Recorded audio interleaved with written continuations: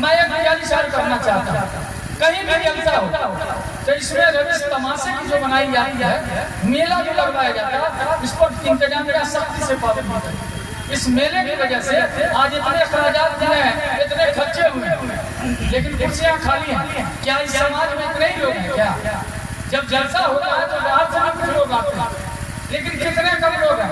1 घंटा 2 घंटा लगेंगे वो भी चले जाएंगे। तो फिर हम अपने समाज को मजबूत कैसे करेंगे? हम अपने दीन के रास्ते पे कैसे चलेंगे? इन सब बातों को लेकर हमको सोचना चाहिए, क्योंकि सही जानकारी आपको यहाँ उलमा हज़रात हैं वो आपको बताएंगे, लेकिन हम अपने गिरबान में झांके कि हमें कमी क्या है। आप सल्लल्लाहु अलैहि वसल्लम की बारगाह में जब एक बूढ़ी आई कि हमारा नाती आपको बहुत चीनी खाता है, इसको मना कर दीजिए तो मान जाएगा। तो उन्होंने 1 सप्ताह का समय लिया, बूढ़ी 1 सप्ताह के बाद गई तो आपने कहा जाओ, आज से मैंने दुआ कर दिया वो चीनी नहीं खाएगा।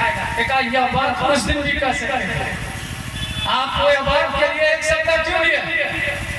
आप सल्लल्लाहु अलैहि वसल्लम ने फरमा दिया कि यह आदत मेरी भी थी, मैं भी चीनी खाता था, तो मैं मना करता तो इसका असर न होता।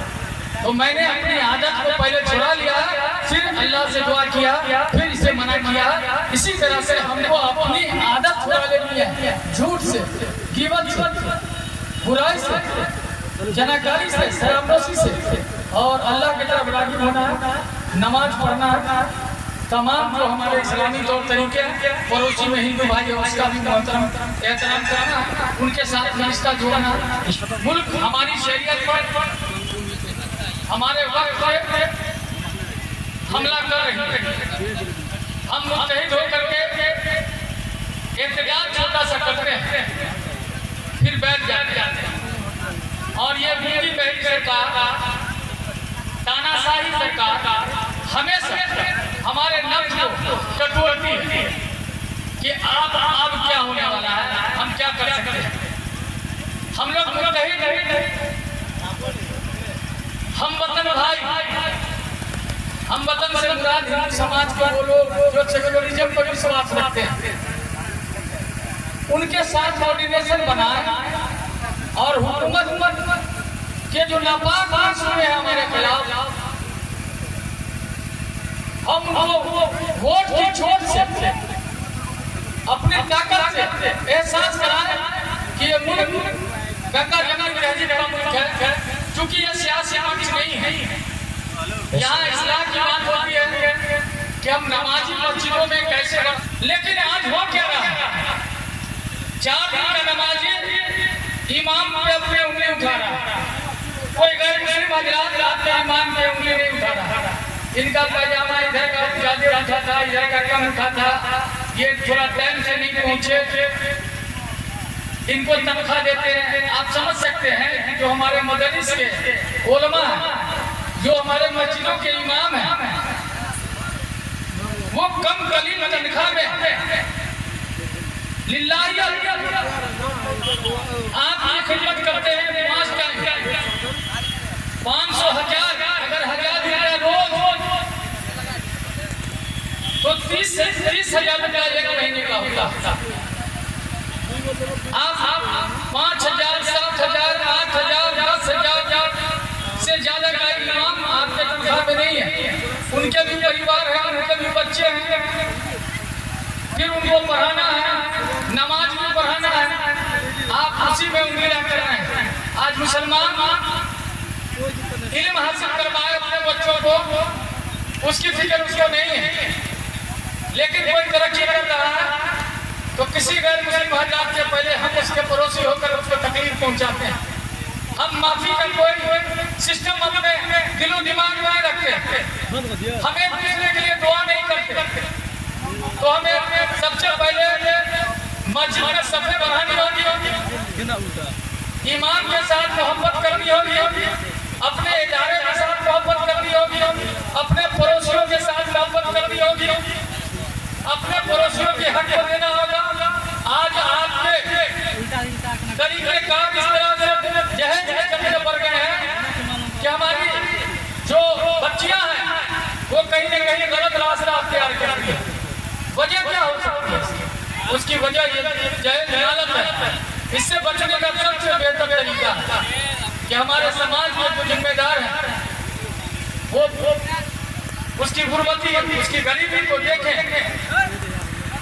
या तो जो सामाजिक तरीका है उसके जरिए मिलजुल के उसकी शादी करवाएं। हम एक बुराई से बच जाएंगे।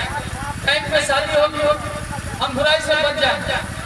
किसी बहुत बड़े अल्लामा ने कहा था कि निकाह सस्ता करो जना महंगा हो जाएगा।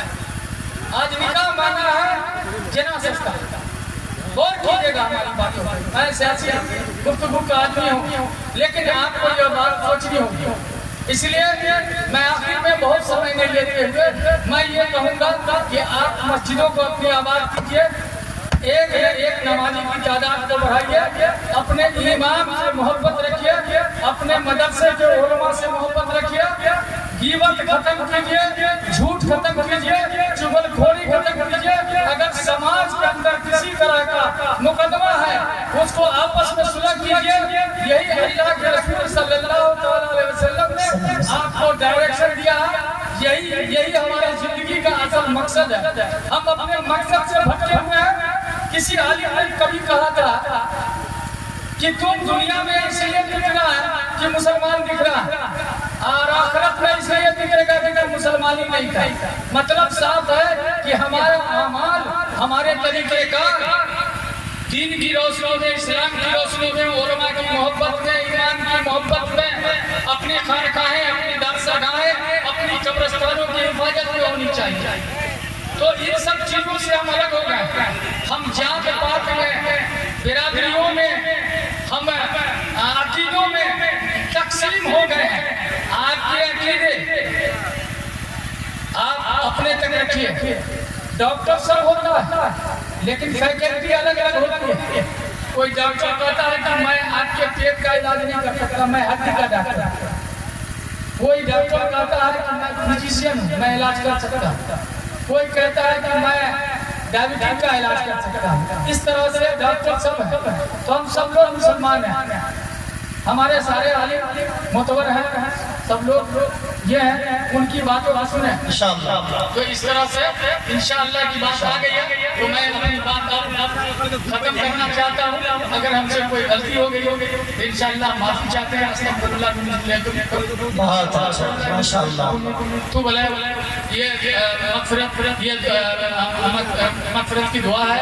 और इस तरह से मैंने जो भी टूटी फूटी अल्फाज से आपके सामने रखा है, तो इंशाअल्लाह अल्लाह ताला अपने प्यारे हबीब सल्लल्लाहु अलैहि वसल्लम के सर पे कबूलियत अता फरमाए। आमीन।